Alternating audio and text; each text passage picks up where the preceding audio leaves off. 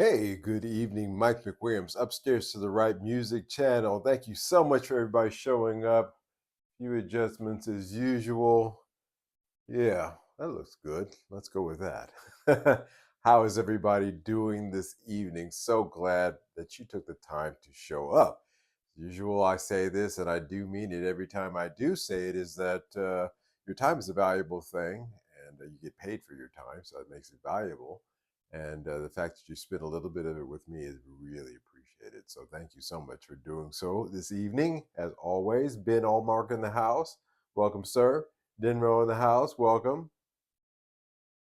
Yeah, guys. While we wait for more people to show up in the live stream, we will have a chat about things that went on here at Upstairs to the Right Music. Um, so I just released the unboxing video of the 1978 the SA 700, so the Yamaha, and the 98 Korean made 56 Les Paul P90. And I kept it real short. Real short. Mr. Watson in the house. Welcome. Yeah, I know you checked it out, Mr. Watson. I saw your comment. I appreciate you taking the time to watch that video. I kept the comments real short. I'm sorry, I kept the length of the video real short. Because one thing about unboxing videos, and one thing about filming them, Frederick Rogers in the house. Welcome. Good evening to you. Right back at you. One of the funny things about filming those is that you don't know how that box is going to open, and sometimes you start, especially the way that my guy in Japan packs them. I mean, he's really I think I overtrained him. I think I scared him about neck breaks and things like that too much. But I'm very appreciative of it because he does a good job. But it took a lot longer than that video implies for me to open up those boxes, especially the second one. That's why I didn't even show it, because that one was quite a struggle. Because you want to be careful too. You don't want to damage anything inside. So I cut that part entirely out. But the video does show most of the unboxing of those guitars and how that went when they came in. I was going to sit down today and start looking for the next ones that I'd like to purchase. Found one that I think would be interesting. It's actually not an electric guitar; it's an electric bass. It's a Fender bass, Fender Japan bass. So I'm negotiating the price of that as we speak. I was going to look into more today, but I just decided to let it go, like the song from Frozen. Today, I just I said, hey, that's enough. I did edit that video and put it out again, the unboxing video. So check that out if you haven't. But I gotta say this much, having had them for a few days now, and going through the process of setting them up. I do my own setups now. I get Fern to give me a little bit of advice. I took the Yamaha down to Fern, the 78 SG SA 700, and I keep saying SG, it's SAs, semi-acoustic, and just for him to take a look at. I like when I get a good one. It didn't really need much, and I could do the setup. I already set it up actually, and actually the shop in Japan that I bought it from, they set it up, so it was more than good to go. But I took it down to him to take a look at, just because he likes cool guitars, especially old ones. And his, takes out, looks like, yeah, that's a good one. And for a Dutch guy, that's a seal of approval that that made me happy. And he was kind enough actually to do a little bit of checks, of professional checks with his professional equipment. And he says it's really good to go. So that made me happy. So there's that with that guitar. And I will say again for the record that those pickups in that SA 700 are the sweetest sounding humbuckers I've heard in a long time. I'm trying to think. Yeah, I've had some, there's actually a set of Epiphone pickups or something like that that I had. No, those went, but that had a sweet sound to them. So it doesn't have to be a Gibson. It doesn't have to be a Lola. Sometimes with production pickups, you can find some really nice sounding ones, and of course these are 50. I'm sorry, 47 years old. Age has nothing to do. They'll say, well, the magnets are losing their strength and that changes the tone. Magnets really don't lose that much strength in that amount of time. It takes a lot longer than even 47 years. So you can throw that one out. But sometimes pickups can go monophonic, and I, there's not an issue with that with these pickups, which is amazing. And just sweet sounding Analytical 3 pickups. I really, really, really love the way they sound. Tommy Mack in the house. Late to the party again. You're not that late. We're not that far in. We're only a few minutes in, so you're all right. You're just in time. I'm just doing the roundup, talking about those two guitars that just came in and my kind of thoughts on them so far. I was going to get a can of Coca-Cola for my drink tonight, but I'm starting to think that I have a mild Coca-Cola addiction. I'm going through a case of that in like a week. Well, is that a case? Like, yeah, 12 cans. Not the big cans like you guys have in the States. They're the smaller, thinner ones. But yeah, so I decided to grab a bottle of water instead. So there's that. I'm glad I did that. It's actually good to have water every now and then. How the now the Epiphone 56 um, P90 guitar. That one I have not let leave my side since it's come in. Um, I did a setup of the P90 pickups. There are, there's heights on those that you're supposed to get, and also I do a thing where I stagger the pole pieces, or do a radius with them. Go in on the first one a little bit higher than that, and stagger it down. Pretty easy thing to do. It does make a difference. And after doing that, I took some measurements and I got the P90s to a pretty nice height. Mickey Newman in the house. Welcome. Hi, right back to you. And I think that I got the P90s in that guitar to their optimal height. And they're the best that they're going to be, frankly. So here are my thoughts on those pickups. As a matter of fact, like I said, it really hasn't left my side. It's still here with me, sitting here next to me, because I was going to talk about it tonight. Uh, so I made adjustments to do, once you get your pole pieces, you hold your string down here and you make your measurements from there with the height of the pole piece to the pickup and the end pole piece. And you set it like that, and that's generally optimal height for P90s. That rear one, you really got to get that one up there. But believe it or not, when you do that, it'll measure out exactly the same distance as the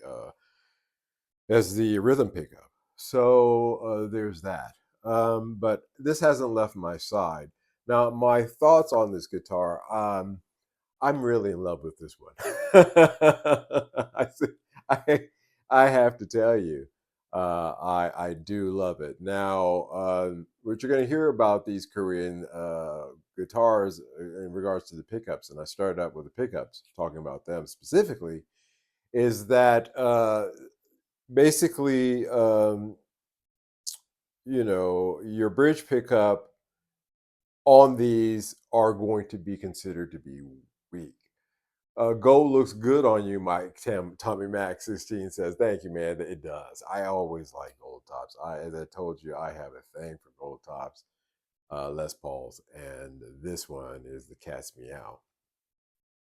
So you'll hear it said that the bridge pickup is weak and the neck pickup is muddy. Now, I will say that at optimal distance in terms of where it's set, this is a factory kind of set kind of thing that I did here. Um, it is true that bridge pickup is a little bit of a low output pickup, but I remind everybody that these are not humbuckers, nor are they single coils. These are P90s, and they're not known for being really, really super high output. Of course, you can buy a lot of winders will make you high output P90s. Before I mentioned Lolas, Lolas are good, expensive, but good. But I always say before you throw the baby out with the bathwater, make those adjustments to the pickups. And when I made the adjustment to the neck pickup, a lot of that muddiness that I did find was there too went away. Too, I was able to get a beautiful clarity, and the output still is low, especially when you switch down into the bridge pickup. But it's a good kind of thing because it works well with overdrives. So if you kick this into your bridge pickup and you're using an overdrive pedal, it really helps. Or through my Klon copy, it sounds great. And so I wouldn't change the pickups on this. I have to admit, though, it is true that you'll find those things said about these early Korean 56 Les Paul P90s. These are the P90 Pros, by the way. Alnico 5 and yeah, so these are P90 Pros, Epiphone P90 Pros. Um, and it is true. But with a little bit of adjustments, you can get that out of there and they sound great. Again, I liked them, before I started tinkering around and making adjustments to them. I thought they sounded fantastic. But no, you're not going to get that meaty growl out of the bridge pickup that you would get out of a humbucker. You're not going to get that. But what you will get is clarity out of it. If you can use it with especially if you're like me and you use very light overdrives or to almost a little bit of gain, very light. It gives you what you need in spades, and it's clearer too. It has a clarity that humbuckers, whether you're dealing with Alnico 2, 3s, or 5s, that just don't have. You know, some people say that it's closer to a Strat. No, it's its own sound, but its sound, I would say, actually really does gravitate more towards a humbucker, or that Gibson humbucker sound. A Strat always, no matter what, always sounds like a Strat to me, and there's that. But the other thing about those pickups, to segue into our subjects tonight, is that I noticed that when I played them through my Jensen speaker, so I have an new old stock Jensen speaker, the Italian made ones, in my Fender Champ, I noticed that this guitar responded better actually in my Laney with that 72 greenback. That 72 greenback, I'm starting to think is like a truth teller. If you've got some good pickups, or it'll really tell you the truth whether it's good or if it sucks. That's just the truth of it. So I'm glad to have that amp. Um, but it works better with a Marshall kind of setup than it does with a Fender setup. These P90s, in my case, in this guitar, with the Jensen speaker in the Fender 1x12 combo, it has clarity. If you really want to get that, it's the clearest sounding that you're going to get out of these P90s, especially if you're using blackface emulation, for example, or the first channel on that one, which I believe is the same thing. And beautiful, clean, Fendery tone with these P90s. But you get a very clean tone out of the Laney, but uh, it's a fuller sound. Oh, it has more dimension to it. So I think that P90s in this case sound better through the Laney. There's a There's a more back and front and side to side to the tone of it. And not to say that the Fender sounds anemic, but I don't know. It seems like P90s and greenbacks are just or Marshalls or Laney in that case, say basically the same thing. That they tend to gravitate towards those, and boy, do they! Boy, howdy! I wish I could re-record some things that I did. I was playing the intro parts and the rhythm parts for the Blue Door song on my last album, Asanoki album, Ants in the Pantry on this. And I wish I had used this guitar for that. It just rang and had tone and belly, and it was the sound I really heard in my head without me having to sweeten it up in the mix. It was just that sound pure, and so wow, it's just a beautiful. So I love this guitar. I have to. It's not heavy either. A lot of people will tell you that these Epiphone 56s from the 90s, late 90s, early 2000s are boats. This one is not a boat at all. I weighed it. I thought it was a question that was asking me the weight on it. I thought it was a 9 pound, 9.2. It actually comes in at 8.7. I was surprised. It's 8.7 pounds. So it's right there in the sweet spot as far as I'm concerned, as far as Les Pauls are concerned. That's not a boat at all. That's actually great. So the amp thing is interesting to me. When I was switching with this between the amps, I was watching YouTube. And, I like watching channels where guys who are shop owners are doing their thing. So you do YouTube channel where there's a guy who's a shop owner, a small store, mom and pop shop in the States. And the title of his video was Used Guitar Apocalypse. and, and I said, well, that's interesting. So I flipped on to that. And he was talking about what I've been warning about last year, early last year, the what he calls the used guitar apocalypse. And he said that, and a lot of things he said go along with my friends who own shops here locally that I talk to on a weekly basis.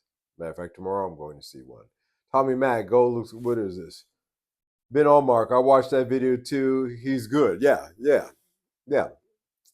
And he doesn't come on very often. He's got a shop to run, and but he came on with this one. And it got me thinking. I said, well, there it is. Here's a mom and pop shop, and not a big retailer, mom and pop shop, and he's telling you, he's saying, look, man, it's bad. It's bad. And he gave some great advice. And I'm going to cherry pick from that. And a lot of it is advice that you've heard here or with other folks, but it's good to pass around and to reiterate is that do not expect your new production guitar, in other words, guitars that were produced within the last, we'll say 10 years to 15 years, to fetch any kind of return in terms of investment, really, honestly, in this market. As a matter of fact, taking like your 2021 PRS whatever SE into a shop right now is a guaranteed loss of at least 30, 40, maybe 40. Maybe in the shop might not even take it. They say, hey, we got too many of these. He said there was a time when he was taking in used instruments, but he won't take them in very much unless it's really something special. Actually, he said, unless it's vintage. And we'll get to that in a minute. And he takes some stuff in on consignment, but that stuff, he said, alluded to, is not really moving either. Blues Fan 63, hi everyone. I watched that Apocalypse video too. First time I caught his channel. He had some interesting points. So you guys should check his video. If you guys can be kind enough in the chats down here to give the guy's name, give him a shout out, the name of his channel. I should have looked that up before I did, but I'm glad you guys saw that because he did make some fantastic points. And for those of you who haven't seen it, again, I like the shop owners. I like the shop owners. I like when they step in, chime in, and say what's what, because it's what I call reading the tea leaves. And this guy confirmed it. That I talked about that warm air hitting that cold front. I talked about the snowball. I talked about he calls it apocalypse. I call it the snowball effect. And that snowball is gonna roll kids in ways that I can't even foresee. It's gonna be bad. And he's saying it's real bad. And I suspect that with a lot of the retailers, they're feeling it as well. But 2 points. The point regarding vintage guitars. So he said if it's he gave within a 15-year time period, that if it's within 15 years, it's really, as the Japanese say, mama. It's not something so. It's not really something that he's very much interested in at this time. But vintage instruments, he said, on the other hand, are something that will always, he said, they hold their value, and it's something that he's always interested in. Andrew 87, any thoughts on amp in a box pedals for direct recording to your PC? I'm using the Harley Benton American Sound, which is good, but want to upgrade without breaking the bank. I will get to you in 1 minute with that, Andrew, sir. I'll put a pin in that one and get back to that one. Denro, Gary's Guitars. Yeah, thank you. Gary's Guitars is the name of his shop. Thank you so much, Denro. God bless. Thank you. And you too, Ben. Thank you. Gary, check it out, guys. Go and listen to him and support his channel because he's telling it like it is. He's laying it out better than I ever did, but in any case, it's just a real thing. He was indicating that vintage guitars really are something that he will always take in and will always command a good price. And if you've noticed me, I've pivoted towards I won't buy any. As a matter of fact, lately, if you look at all the unboxings that I've done and the unboxings going forward, you will note that I won't be bringing in any guitars that are under 20 years old. I'm not interested. The way he put it is they're not making 56, they're not making any more 1962 Strats anymore, he said. But they sure are making a crap load of PRS-SEs. So he put it in that way to kind of put a perspective on it. And I won't touch anything that's less than 20 years old. Case in point, again, like I said, this is 27 years old. And of course, it's got to be in immaculate condition. It's like this one is. It's got to be in good condition. But I find that even in a drought situation like this, guitars like that will get snapped up. There's a couple of reasons behind that. And we're going to talk about that actually in our main subject tonight. But there's a couple of reasons behind that. And he indicated the same thing too. So I said, okay, that's good. He's kind of confirming what I was thinking, the kind of way I thought about it. Now, Andrew 357, before I get to the amp section, actually is a good tie-in because I'm about to talk about what he said about amps. Any thoughts on an amp in a box pedals for direct recording to your PC? Well, as you know, I, without breaking the bank, that takes all in one kind of thing, like the American Sound. There's some Mooer products that you should take a look at. Is the Mooer Radar still out there? Take a look at that. But that's like I don't know if that has a power amp, but it is an amp simulator. You would have to have other pedals running into that to drive it. So maybe that's not a good option. Honestly speaking, I know what you're talking about, keeping within a certain price range. Uh, no, and if there's something about the American sound that you don't like, I know there's always that curiosity to go up, but in that price range, without breaking the bank, really not much out there. Look at some Mooer stuff. Go to Tomon on their website and look up Mooer, Mooer. Boss IR2. Well, the Boss IR2 that's not economic. That's $200. And a Joyo American sound is $30. There's a big difference there. So yeah, down in that territory, I would say look at a Mooer product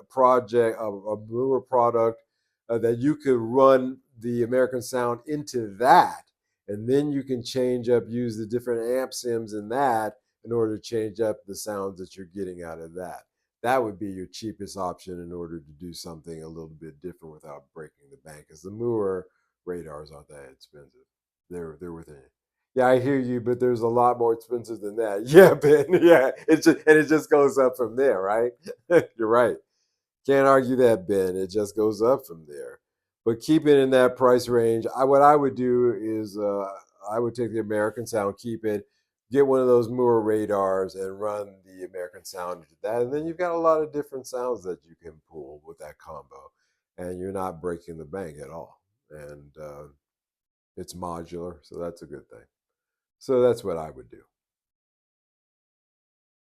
Oh, so you were looking at it without breaking the bank. Okay, well, the Boss is in that case. Yeah, that's what I would go for. As a matter of fact, that's the one that I'm interested in.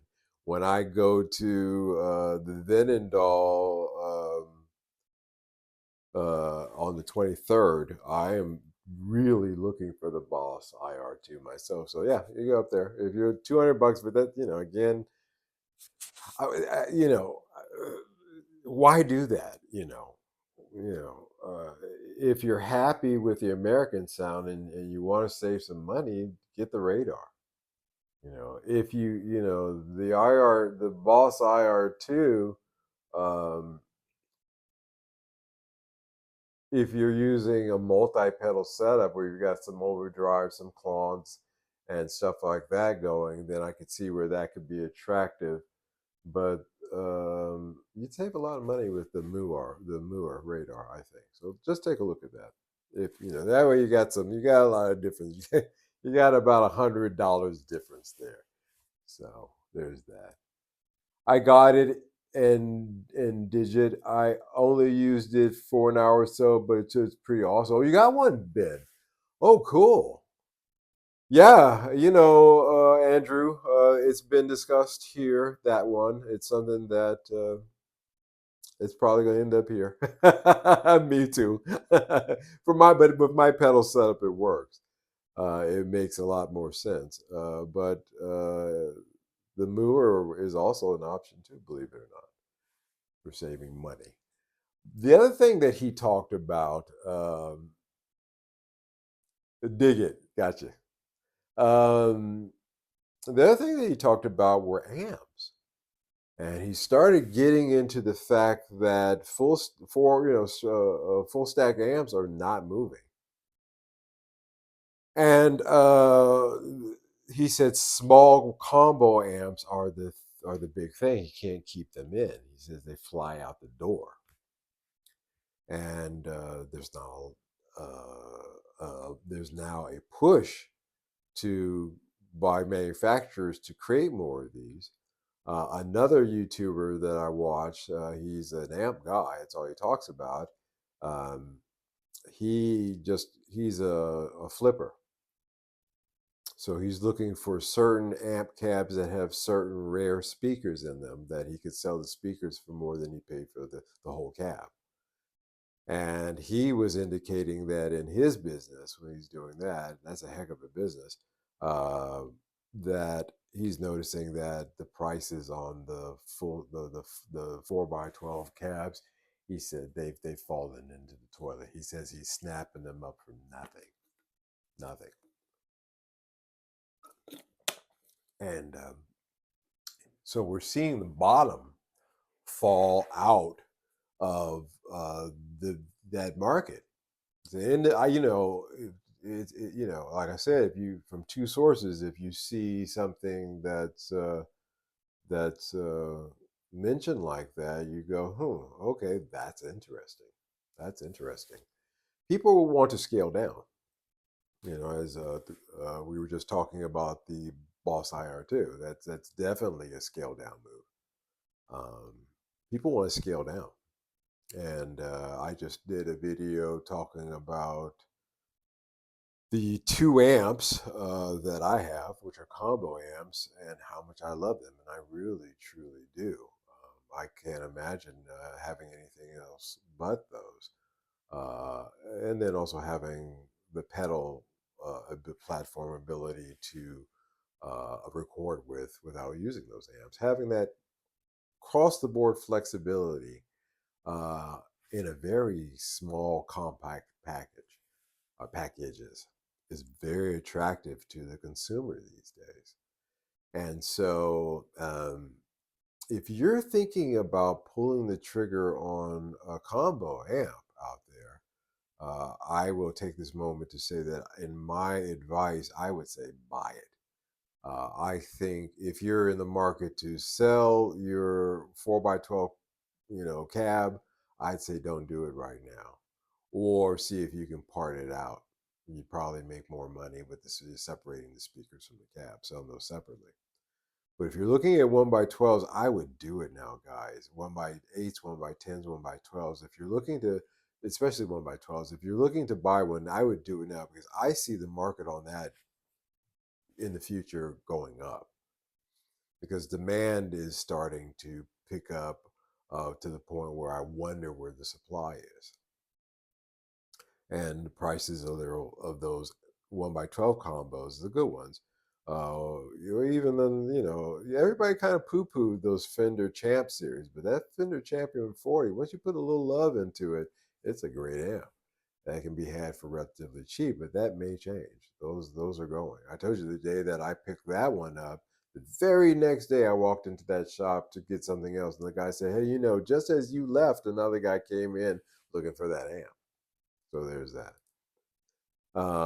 And so that's an indicator there. That is a strong indicator of a change in consumer habits. A change in consumer habits. And we've talked about some of what are the reasons behind that change. But I think the closing of the Sam Ash Hollywood store, which is the title of tonight's live stream, really brought it home to me. I grew up in Los Angeles.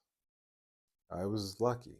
I was very fortunate because to aspire to be in the music industry and to already live in Los Angeles, which means you got home food. You don't have to worry about me very much.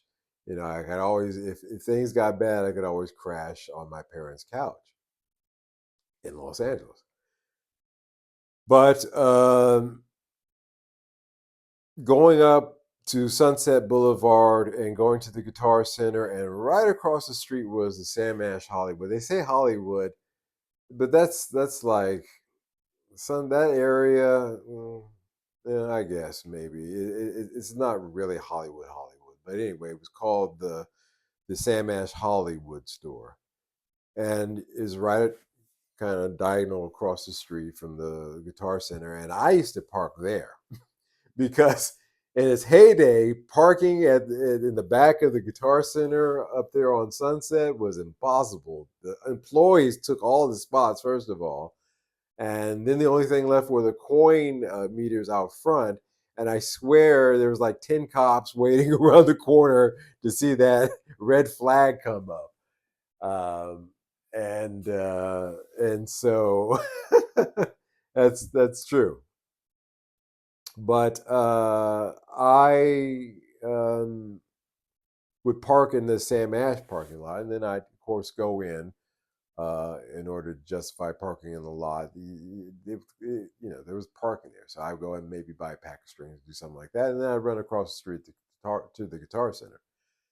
And so I know that store for decades, intimately. And the fact that I haven't been to LA in quite a while, and the fact that when I go back, that was one of the places that I had planned on going to and bringing you guys with me, but it's gone.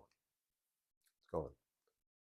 And so that leaves me to be extremely sad in a lot of ways, because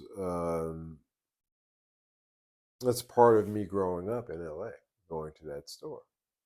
Um, I got deals there, and I met friends there. I knew people who work there, staff who work there. I had an experience of a lifetime there, uh, at a time when it was really at its height. It was really just that was the late the 80s and the 90s to be up there on the Sunset Strip. That was the time to be there. It was something to experience. And the fact that the Sam Ash Hollywood store is closing, it would be, the same thing if it was the same thing like when the Viper Room closed. It was just part of the end of an era kind of feeling.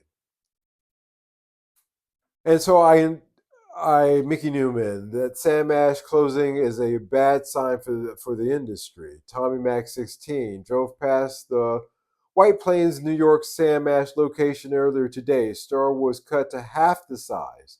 Sign up that the other half of the store would be a sushi restaurant coming soon. Oh man. Man, guitars and sushi. Sounds like my days in Japan. James, hello, sir. Welcome. How you doing? Welcome. Glad to see you in the house with us tonight. Joining the crowd. Thank you so much. I want to thank everybody so much for watching tonight. Don't forget to hit the like button. Hit that like button, guys. Hit the likes. Hit the likes. Hit the likes. Let's get it up there. I appreciate everybody who's watching live right now or watching in the rerun. Appreciate it very much. Yeah, it hurt. It hurt. It hurt me a lot. When I kind of, took my breath and I was like, "What? Why?" Well, apparently, it's a rent issue. And also an online competitive issue. They have an online site, but it's apparently not very good. They don't have a very strong online parent presence. And what people generally tend to do is go into the Sam Ash store, play something, check it out, and then go online to see if they can find it cheaper somewhere else. So that left a lot of dusty secondhand, fingerprint, burger stained guitars, and then because nobody was buying anything, the lights were probably half out to save energy. So yeah, it was a decline, a bad decline. And I want to talk about what the significance of this means. The first thing I think I touched upon it there is there's obviously a shift in consumer behavior. There's obviously a shift in consumer preferences towards online purchasing or alternative sources. I wrote some notes here, guys, I'm going to read from. Or alternative sources for musical instruments and supplies. The shift may be driven by factors such as convenience, price competitiveness, and a wider selection available online. Well, that's exactly what we're seeing. We're seeing there's just a wide selection online as opposed to the shops, but it's a chicken and egg kind of thing. Where shops doesn't have a lot of stuff because people are going to the shops, testing stuff out, and then buying it online. So it doesn't encourage the store to bring in more stuff, and it just kind of feeds on itself. Whereas in the 80s and the 90s, at the heyday of the Guitar Centers and Sam Ash, stores, it was quite the opposite. There was really no strong online presence. That's where you had to go to. You couldn't get a parking spot, and they had a big turnover, and that was the lifeblood of that, and that's what made it work. If you don't have those elements, it does not work. Impact on brick and mortar retailers. The decreasing number of physical stores could lead to increased competition among the remaining stores, potentially resulting in consolidation within the industry. Well, not really, because a mom and pop in Point Place, Wisconsin, is not going to be able to join up with a mom and pop in Sierra Nevada. It's just not going to happen. So, or in Amsterdam. So it's just, I just don't see that really happening. But I thought I would mention it as a possibility. What I think is more likely is that smaller independent stores may struggle to compete with larger retailers or online platforms, leading to closures or acquisitions. Acquisition phase, I think, is over. I think we've moved in obviously into the closure phase of that, with the obviously closing of one third or almost half of the Sam Ash stores. Yeah. And the impact of all this reflected, we've talked about this a lot, summed it up here by saying changes in the music industry. The decline in stores selling musical instruments and supplies could reflect broader trends within the music industry.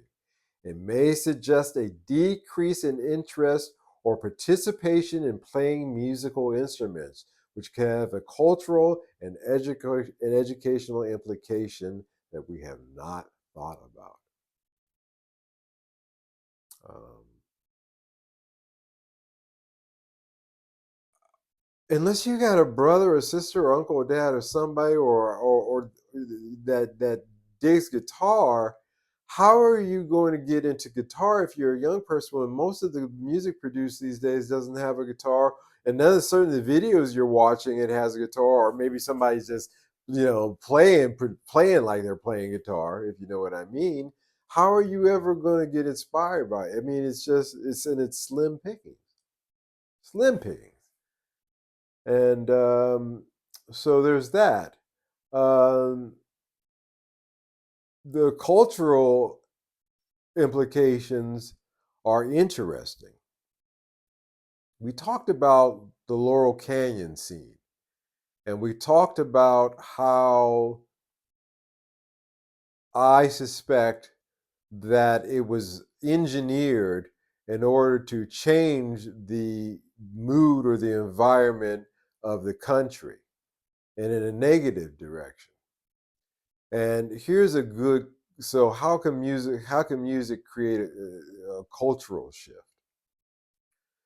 Uh, in and this is from another video that I saw this week. This guy was pointing out Rick Beato's channel, a guy he had on, pointed this out, and it tied into the Laurel Canyon scene, and I thought that was fascinating. It's something that I didn't pick up on. Is that in 1966 was the year that things turned in the United States and most of the world. In 1966, in January, you had the Beach Boys singing about California girls. By the fall of 66, you had Buffalo Springfield, and you had all these anti war and all these songs that were counterculture, so to speak, quote unquote. In that quick of a time, within a year, music was so powerful being put forward to cause this cultural change that led to a lot of people picking up guitars and learning them to play them, which led to the ability of the Fenders and the Gibsons of the world to be able to live on, and not only that, but to thrive in the coming decades after that. But no more. So, on the educational implications, I'll talk about that a little bit more in a minute. Somebody made a comment there, Mickey Newman. I went to the UK Guitar Show last weekend. Yeah, oh, that's right, you mentioned that. I want to ask you about that in Birmingham. It was woeful. Wow. Lots of the big makers not there, and everyone had very small stalls compared to years past. Yeah. I got Vennendall coming up here on the 23rd. I really wonder if it's going to be the same. Um, yeah. So there we see that it's getting woeful out there. And I think that we really haven't seen anything yet. Now, you would think you'd scratch your head and you would say to yourself, okay, Mike, you would think that these manufacturers would look at this and say, hey, we're getting to the point where we better start doing some things in order to stimulate interest in the things that we produce. But um, Marshall, only 5% of their revenue comes from the sale of amps. Um, and the rest of it is in headphones and stuff like that. So you know, there's that to chew on. The shrinking retail footprint could pose challenges for manufacturers and suppliers of musical instruments and supplies. With fewer physical outlets to showcase their products, they may need to invest more heavily into an online marketing and distribution channel presence to more effectively reach consumers. In other words, you really got to go hard into the online thing. And as a consumer, I've told you, you're losing out because you walk into the store and you got 356 Les Paul gold tops hanging on the wall. You can pull all three of them down, play them all three, and see which one is the best of the three. If you're lucky and you get there early, you can play the best one for you. Because I guarantee you, all three of them are going to be different. If you buy online, it's always 100% of the time snake eyes. Or, okay, I hit a seven, but it's a roll of the dice, is the point. And so, for us as consumers, Sam Ash, that's why I said why it makes me sad, and you, because it affects you as well as a consumer and me, because it's really limiting our options and it's making the opportunity to do cash deals, by the way, obsolete. Cash deals, as I've indicated to you before, are the lifeblood of the secondhand market. It's all digital now, says Small in Chinese. Third leg 778 says exactly.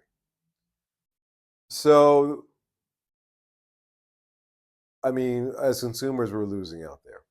Now, I talked about education. If fewer stores are available for individuals to purchase musical instruments and supplies, it could potentially hinder access to music education. How many people took their music lessons at a small music store, especially back in the 70s, 80s, and 90s? I know I did. Mr. Fox, he had a small guitar store and he gave lessons in the back. That's what he did. That's how he ran his business. And that's how I learned, a lot of jazz chords, a lot of jazz stuff, because that was his thing.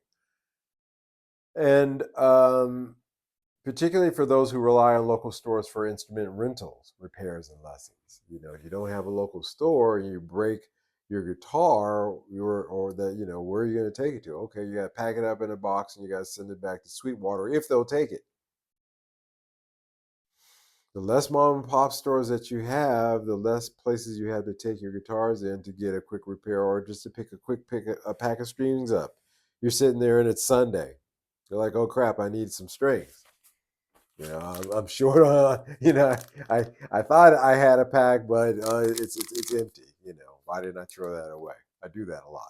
Like, and I can run down the street to the mom and pop shop that's open on Sunday, and I can buy some strings.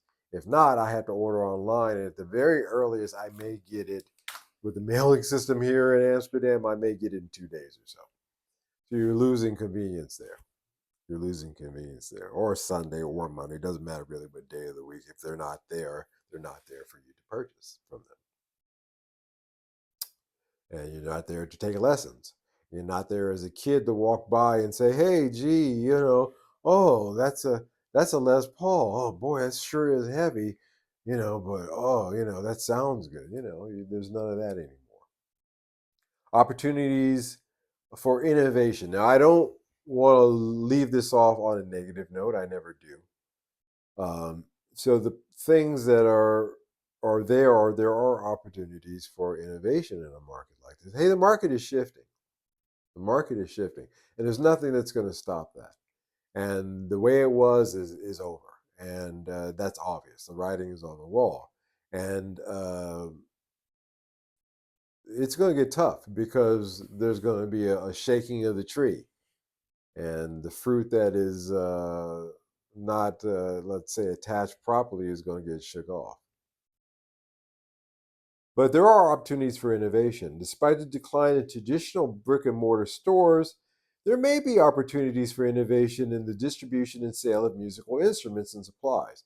In other words, okay, you don't have the mom and pop store experience, but what if you have the small online shop or the small dealer that you can contact, a guy like me, and say, "Hey, I saw that you've got this in. I saw you got it, and I specialize in guitars of a certain age, of a certain type."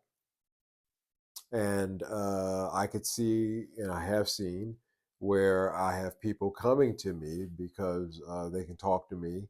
If there's a problem, I can fix it. I can certainly tell them everything about the guitar before they get it, and once they do get it, um, you know, we have a constant communication there. So that's an opportunity there, but it's on a small scale. This could include the growth of specialized online retailers, subscription based services, or partnerships with non traditional retailers to reach new customer segments. See, there's a jewelry shop downstairs. I was saying, hey, could I take this guitar and you could hang it on your wall as a decoration? But if anybody inquires, put a price tag on it. If anybody inquires about it, I'll give you a cut on it. And so I haven't done it yet, but she said fine. But uh, again, somebody walking by, like a guy with his girlfriend, she's like, "Oh, I want to go look at that jewelry in there," because a lot of people look at that shop. And the guy sees the guitar hanging there. He's like, "Whoa, what's that?" It's a way to get rid of, especially some of the Squire guitars that I'm building up on. I think that would be a good place for those because probably make a good deal on those. So you have to start thinking outside the box about where you're going to sell, how you're going to sell, especially in a market like this. Um, as that gentleman at that shop put it, uh, Gary's Guitars, again, check out his channel, that we're in the used guitar apocalypse. And that is going to get worse.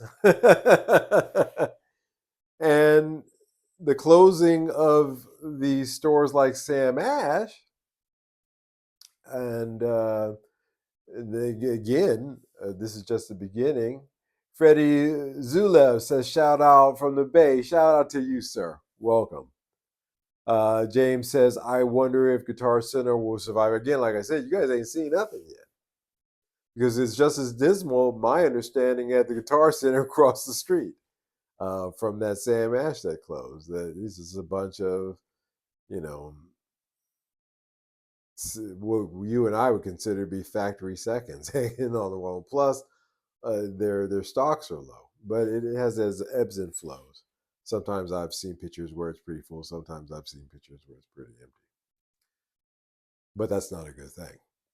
Again, like I said, with all these changes in the market, and if guys are just going in there, just playing something just to see how it plays and then buying it online, which is stupid. Again, like I said, you've got it there in your hand. And you've got several of them maybe in that situation that you can try out. Why not try out one of those? Find the one you like, look it up online, go up to the counter and say, look, this guitar this guy is selling for this much. Can you match this deal? 9 times out of 10, they will. So now you've supported the store so that if something goes wrong with it, you can bring it directly back to the store immediately. You've got a good one. You didn't have to guess. You don't know if there's a headstock break on the one that you bought that's shipped in the mail. The UPS guy throws it on the front porch. I've seen that. And a whole lot of things that go on. You're giving that guy in the shop a job, and a commission. And so, why you would walk in a store, try something out, and then buy it on? That's the stupidest shit I've ever heard. I mean, really, excuse my language, but it just drives me nuts. I sold 2 Strats in 2 weeks. Very happy with that. Good job, Mickey. I still have more than enough. I'm good.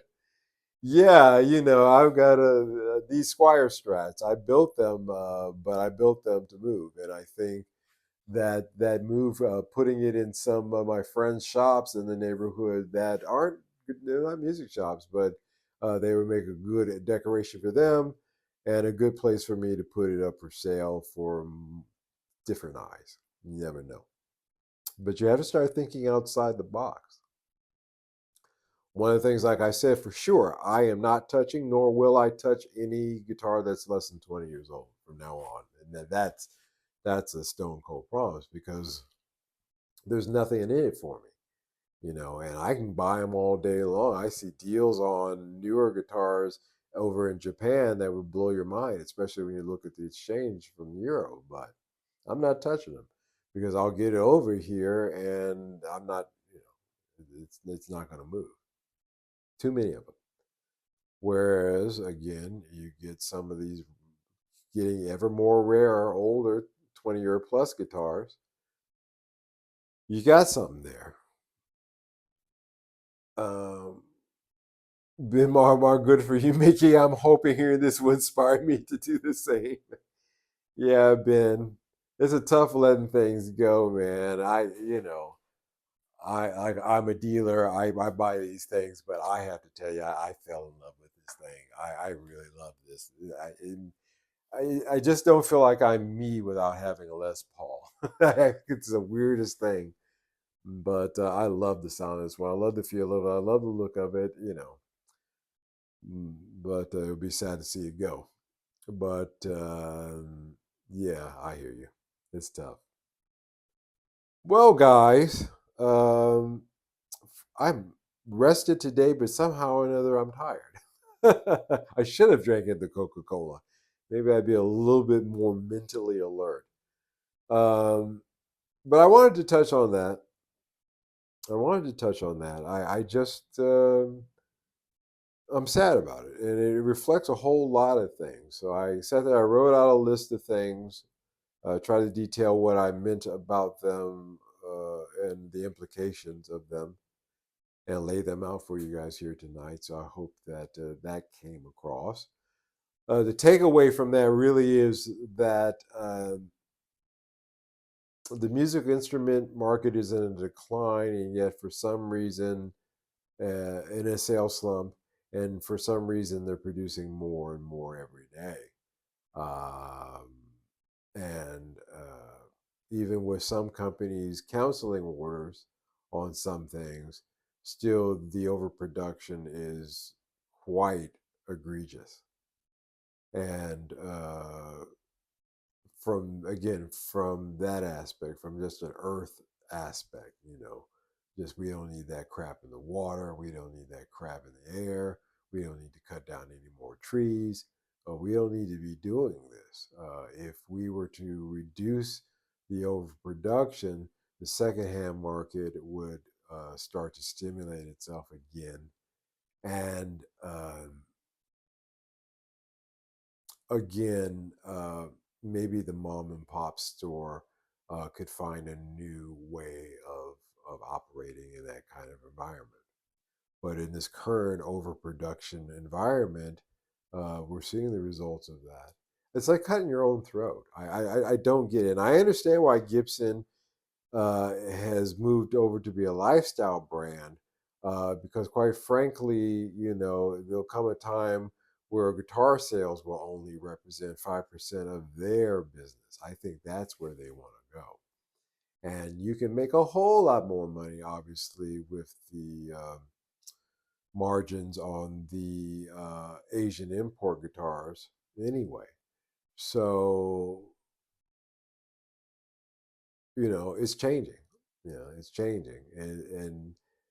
But it just gives you another reason to be upset at these big guitar manufacturers, because instead of doing things to stimulate investing in clubs, investing in education programs, keeping the cost of their instruments, within the best that they can do, they didn't do those things. They went the opposite direction. They said we're going to become a lifestyle brand because we foresee in the future we're not going to be making we're going to make as many of these cans up and we can up until the last minute, and then there's going to be a drop off, and so that's obvious. So that's their plan. They're going the opposite direction, and so plan accordingly. Villa Fiesta. Hello, first time being here. My uncle got a Gibson from 76. How much are they worth? If it's a 76 Les Paul custom, you're looking at $7,000 to $8,000. If it's a Les Paul standard, you're looking at in the 8 to 9,000 range. I'd say at this point, maybe 10,000 on the 76. Those are pancake body designs on those. However, 70s guitars are very surely here going to be vintage guitars because of their age, just like that one I have in the next room. So that's about the value of it, of those. They're gaining popularity, but mostly because they're about to become vintage. And when they become vintage, then they will command a premium. They already do. But people used to hate 70s Gibsons. Those were like dogs. Now, that attitude is changing. That attitude is changing. So I hope that helps. All right, guys. That's it for tonight. Since I do 2 live streams a week, I will keep these to an hour. Mickey Newman, it's my birthday on Wednesday. Am I vintage? No, sir, you are a classic. You are a classic and a gentleman. And I will say happy birthday to you on Wednesday. I shall not forget that. I'll write that down. Ben Allmark, thanks, Mike. Take care, everybody. Until next week. Thank you, Ben, for showing up. Manny Two Heads, thank you so much. James, thank you so much. Mr. Watson in the house, thank you so much. Freddie, Small and Chinese, Third League 778. I want to thank all you guys so much for showing up tonight. Yes, we will be here. We'll celebrate Mickey's birthday on Wednesday. He may not be here, or if he's here, he'll probably be loaded.